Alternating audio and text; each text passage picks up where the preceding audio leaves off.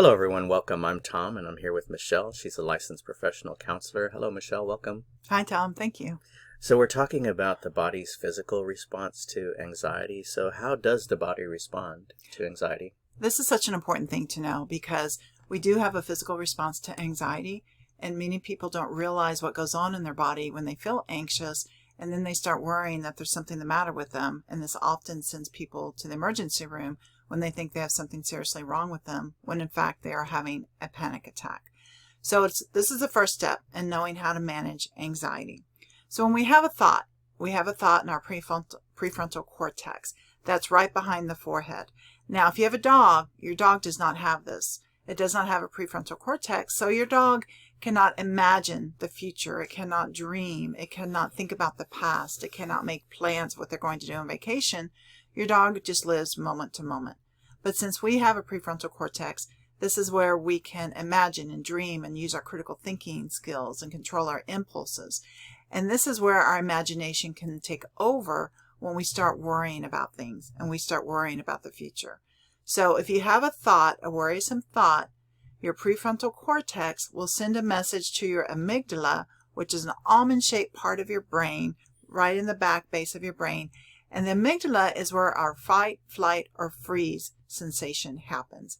And the amygdala gets this thought that, uh-oh, you're in danger, we need to protect ourselves. Now, the amygdala doesn't know if the danger is actually there in front of you, if you have a bear standing right in front of you about to attack you, or if you're imagining that there's a bear about to attack you.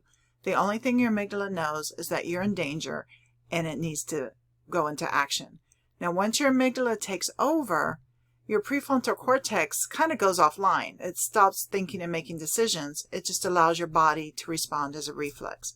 So the amygdala will send a message to your adrenal glands, which are in your lower back, and alert your adrenal glands that we're in danger and we got to do something to protect ourselves.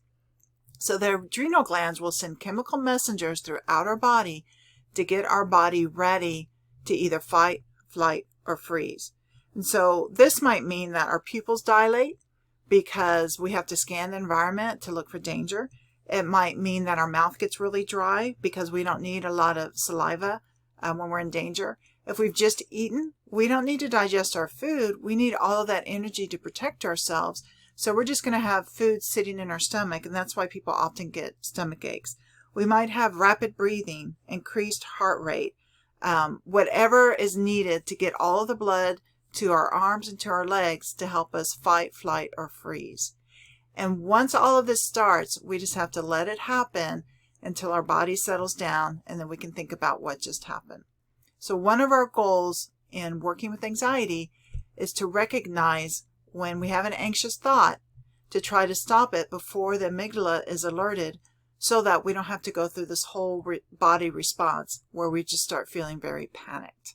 And that's just one of the skills that we work on.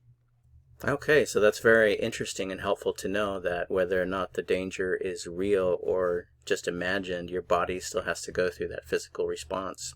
Yes, because our brain's designed to keep us safe. And one of the ways it keeps us safe is to alert us from danger. But if we're imagining danger or there's actual danger in front of us, our brain does not necessarily know the difference. And so one of our goals is to recognize when it's actually just anxiety, when it's worry about the future, so that we can stop our body from going through this whole process.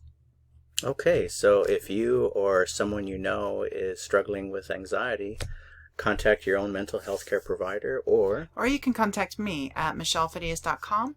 My phone number is 210-926-9535. I'll be happy to answer any of your questions and to provide you with some guidance if needed. Okay, thank you, Michelle. Thanks, Tom.